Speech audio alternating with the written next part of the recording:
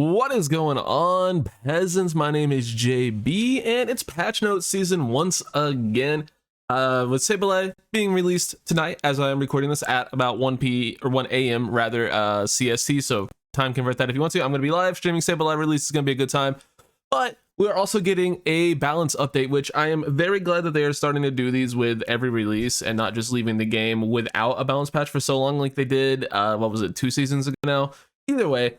This is a good thing. I am always up for more balance updates. So let's go ahead and see what the patch notes have to say.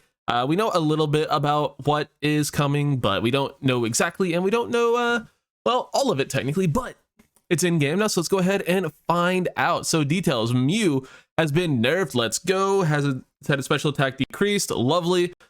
Synchronize has also been nerfed. Its ability and its boosted attack has also been nerfed. Yes, and the agility cooldown has been lengthened. Okay, MEW getting more nerfs. Thank you, thank you, thank you. They nerfed it last patch, and it was still disgustingly good. It's been broken for so damn long, so hopefully this continues to help. Like, the boosted attack was still one of the most disgusting things in the game, and I think it's still probably going to be pretty decent just because you do get Solar Beam level 1. Like, that's still going to be good, but hopefully it's just not doing, you know, just disgustingly overpowered damage and mobility and everything. So yeah, thank you for nerfing MEW. Again, love to see it. Just make sure it's not broken, I guess. I don't know. Dodrio, Tri Attack, damage dealt to opposing Pokemon decreased, effects on the user weakened, and HP restoration decreased. Whoa. And also decreased the HP restoration for Tri Attack. Wow, they nerfed the fuck out of Tri Attack. That's sad. That is really sad. It was needed though. Dodrio was really, really good. So that's a pretty sizable nerf. Hopefully it's not totally unplayable. But I mean, they buffed Drill Peck a while back, but Drill Peck is just not as good. It's harder to aim, harder to get value out of. So nerfing Tri Attack feels like it's going to be a pretty big deal. So yeah, this could be the end of Dodrio for a little bit, which I don't know. Would that be the worst thing? Maybe, maybe not. Mr. Mime, Confusion has once again been nerfed. I believe the scaling went from about like 120 to 130 or 120 to like 80 on this. So completely gutted the scaling on Confusion. So this might be the one that finally reins in Mr. Mime back to being a defender supporter rather than just everything, which is what Mime was. It was just an everything role. So yeah, this is much needed nerf. The effects on opposing Pokemon were decreased, or damage dealt and the effects. So less of a stun, less damage. Thank you. Good. All right, Zoroark Night Slash. Cooldown has been increased. It fixed a bug causing extra effects to occur. Cooldown was also increased on Night Slash Plus. More bug fixes. There's some move learning issues. Okay, cool. And then the damage dealt to opposing Pokemon has been increased for Feint Attack. So they didn't really nerf the damage on Night Slash, but they nerfed the cooldown, which sure, I guess, and then they buffed the damage on Feint Attack. Feint Attack has actually been seeing play in some tournaments, so yes, Night Slash is still going to be really strong. The character's still going to be really strong. I have a hot take, and I think Zoroark is pretty freaking terrible after, like, first Reggie. So, yeah, it's not good late game. It's okay, like, middle to late game, but yeah, it's obviously incredibly strong early. So buffing the cooldown, or lowering the cooldown, nope, increasing the cooldown, that's the one I'm looking for, is probably something that is needed, but the damage is still going to be crazy on it. So yeah. Gardevoir, look like some big buffs to Gardevoir. Following sets have been increased special attacks, so nice special attack buff to Gardevoir, a buff to Confusion, so making its early game better. Nice, you'll love to see that. And then a buff to Psychic damage as well. And also has its Unite charge rate increased, so you'll get your Unite move more often. These are some nice buffs to Gardevoir. Hopefully the Confusion buff is significant to make it actually a viable laner, because for so long Gardevoir has just been throwing in lane. Like, there is nothing worse than having a level 5 or level 4 Ralts at, like, you know, at Dread spawn or at Reggie spawn. Like, that's been a thing for a while, and yeah, it's one of the worst laners in the game. So hopefully buffing its early game with Confusion will make it a little bit better in those regards. But yeah, Psychic increase, cool. Getting his Unite move more often is pretty big, because Gardevoir's Unite move is really good. So it's good if you land it. It can be good, but getting it more often, you'll have more of a chance to land some big ones. So, you know what, nice buffs. Sylveon, Mystical Fire, damage dealt to opposing Pokemon increased, and then the Draining Kiss cooldown has also been reduced, and the HP restoration has been increased for Draining Kiss as well, and Draining Kiss Plus. Okay, so some big buffs to Mystical Fire, Draining Kiss. I believe the buff to Mystical Fire is only on the first hit, though, so it's not like all of the hits will do increased damage. I believe it's only the first hit that got its damage increased. That's what the the math cord leaks suggested. So there's that. But you know, some nice cooldown buffs to Draining Kiss is cool, and the HP restoration is also cool. So get a little bit tankier. Yeah, this build wasn't bad, so I mean it was pretty bad, but it's better now, so that's a good thing. Clefable, this could be big. Had its following stats increase speed def and defense. So getting some defense buffs is nice because this character was so unbelievably squishy. Magic Guard also had its shield effect strengthened. Draining Kiss, the damage dealt to opposing Pokemon increased. Follow Me's shield increased. Its Unite move also had some changes. Hydro Pump's damage was increased. Duration of effects on Pokemon increased, so more of a stun on Hydro Pump. And its block got better for its Unite move. So some massive buffs to Clefable. Wow. I did not know that they were going to buff Draining Kiss. That could be insane. Draining Kiss buffs could be insane. Because it was already broken on the PTS when it first released, and they gutted it, and now they're buffing it again. So that's nice. I really like the bulking, the defense increases. That was desperately needed. That was desperately needed. But yeah, Follow Me Draining Kiss buffs could be huge. The shield also could be huge. So Clefable might be really good. Clefable might be really good now. Blastoise, boosted attack had some damage dealt, so boosted attack buff. That's pretty good. Hydro Pump also had some buffs for stuns, and it had its Surf cooldown reduced again. Didn't they already reduce Surf's cooldown not too long ago? So you might just be surfing constantly, which is crazy because Blastoise Surf is borderline broken. So yeah, it's one of the better crowd control moves in the game. So that's crazy. Yeah, they made Tank Blastoise better.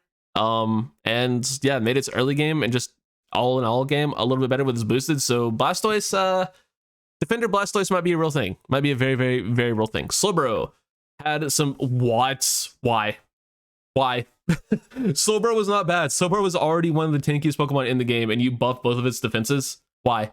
Oh, this Pokemon's gonna be a problem. This could be a problem. Slowbro getting defense buffs could be a huge problem. Hopefully it's not.